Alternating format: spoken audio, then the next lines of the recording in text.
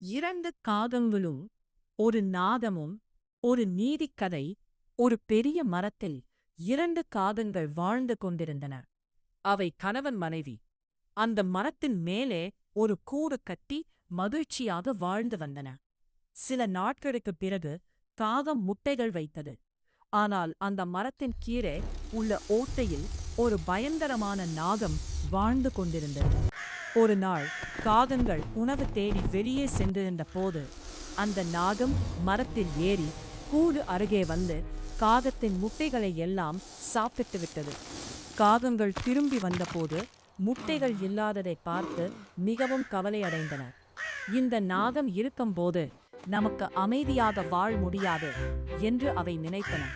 அதனால் அந்த நாகத்தை எப்படி தோற்கடிப்பது என்று யோசித்தன. ஒரு நாள் அருகிலுள்ள அரண்மனை தோட்டத்தில் ஒரு அரச குமாரி குளிக்க வந்தாள். அவள் தனது பொன்னாலான சங்கிலியை குளத்தின் அருகே வைத்துவிட்டு குளிக்கச் சென்றாள். அதை பார்த்த காகங்களில் ஒன்று கீழே பறந்து வந்து அந்த பொன் சங்கிலியை எடுத்துக்கொண்டு பறந்தது.